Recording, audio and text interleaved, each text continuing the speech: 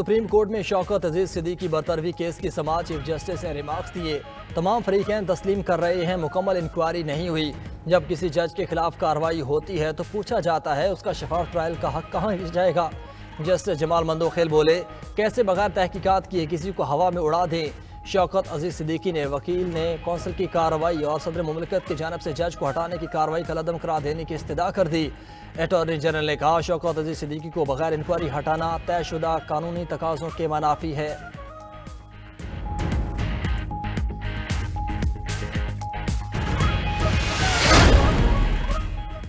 Qasim sorry نے غیر قانونی طور پر اسمبلی توڑی، کیوں نہ ان کے خلاف سنگین غداری کی کارروائی کی جائے۔ انتخابی عزاداری پر نااہلی کے کیس میں چیف جسٹس کے ریمارکس۔ قاسم سوری آئندہ سماعت پر ذاتی حیثیت میں طلب۔ چیف جسٹس نے مزید کہا، قاسم سوری نے حکم امتناعی لے کر پوری اسمبلی مدت کو انجوائے کیا، اب کہہ رہے ہیں اسمبلی ختم، کیس غیر مؤثر ہو گیا۔ یہ نہیں ہو سکتا کہ عہدہ انجوائے کیا اور چلے گئے۔ جس کسی نے بھی آئین کی خلاف ورزی کی اس کو نتائج کا سامنا کرنا ہوگا۔ مزید بولے، سپریم کورٹ کے اندر جو ہاتھ گھس گئے ہیں کہ کون سے کیس مقرر ہونے ہیں، کون سے روکنے ہیں، یہ سلسلہ اب ختم ہوگا۔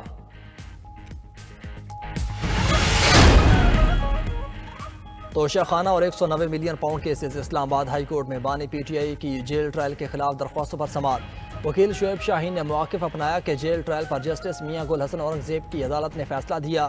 چیف جسٹس عامر فاروق نے ریمارکس دیے کہ جیل ٹرائل اور ان کیمرہ ٹرائل کو کنفیوز نہ کریں، دونوں میں فرق ہے۔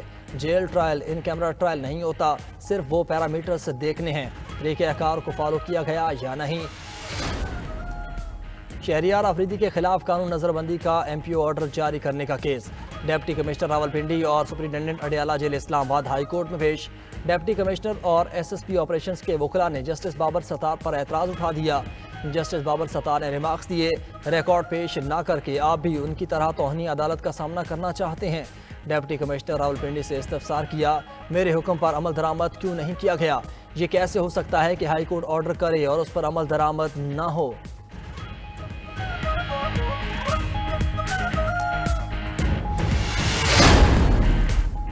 سندھ ہائی کورٹ میں بھارتی خفیہ ایجنسی را سے فنڈنگ اور دہشت گردی کا کیس، ایف آئی اے کی مقدمہ کراچی سے اسلام آباد منتقل کرنے کی درخواست پر سماعت۔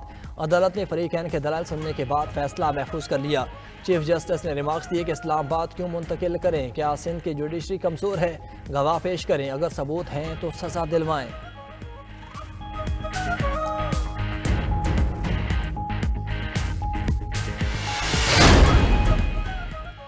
الیکشن کو برقع نہیں پہنا رہے، کیا سرائیوں سے گریز کرنا چاہیے؟ نگران وزیر اطلاعات مرتضی سولنگی اور دیگر کی پریس کانفرنس، بولے غیر ملکی صحافیوں اور مبصرین کو 49 ویزے جاری کیے جا چکے۔ روس، کینیڈا، جاپان سمیت دیگر ممالک سے مزید درخواستیں بھی پروسیس میں ہیں۔ اندرون ملک سے بھی 6000 سے زائد درخواستیں مل چکی ہیں۔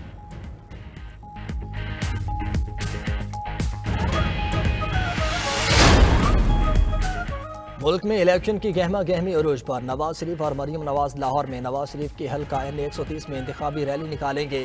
مسلم لیگ نون نے احمد اور شرقیہ میں بھی پنڈال سجا لیا۔ صدر نون لیگ شہباز شریف عوامی اجتماع سے خطاب کریں گے۔ ادھر چیئرمین پیپلز پارٹی بلاول بھٹو زرداری چنیوٹ میں پاور شو کریں گے۔ جلسہ گاہ میں 80 فٹ لمبا سٹیج تیار، کرسیاں لگا دی گئیں۔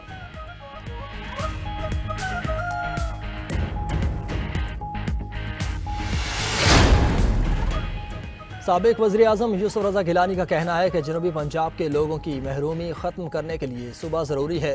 صوبہ ہوگا، وزیر اعلیٰ ہوگا تو یہاں کے مسائل حل ہوں گے۔ نئی حکومت کے لیے مہنگائی، غربت اور بے روزگاری بڑا چیلنج ہوگا۔ پیپلز پارٹی نے ملک میں جمہوریت کے لیے قربانیاں دیں۔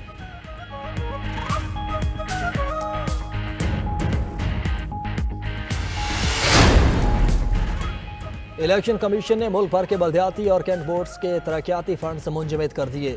نوٹیفیکیشن کے مطابق سندھ، خیبر پختونخوا، بلوچستان اور کینٹ بورڈز کے بلدیاتی اداروں کے ترقیاتی فنڈز الیکشن تکمیل تک منجمد رہیں گے۔ ادھر N171 رحیم یار خان میں آر او کو دھمکیاں دینے کا کیس، الیکشن کمیشن نے سماعت کے بعد فیصلہ محفوظ کر لیا۔ ممبر نثار درانی نے ریمارکس دیے کہ ہمارے سامنے سب جماعتیں برابر ہیں، کسی بھی سیاسی جماعت کی طرف جھکاؤ کا تاثر غلط ہے۔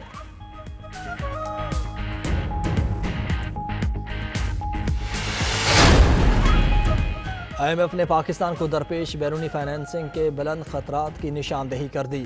پاکستان کو اگلے 3 سال میں 71 ارب 88 کروڑ ڈالر کی بیرونی فائنینسنگ درکار ہے۔ بیرونی فنڈنگ میں شارٹ فال یا سست روی کی صورت میں حکومت کو مہنگے مقامی قرضوں پر انحصار کرنا پڑے گا۔ سکوک بانڈز کے اجرا اور زر مبادلہ ذخائر میں مشکلات پیش آ سکتی ہیں۔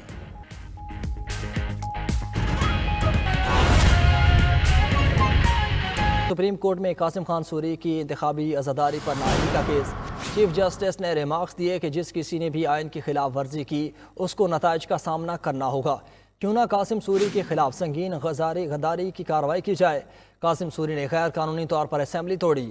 قاسم سوری کے بارے 5 رکنی بینچ کے فیصلے میں آرٹیکل 6 کے تحت سنگین غداری کی کارروائی کی تجویز دی گئی۔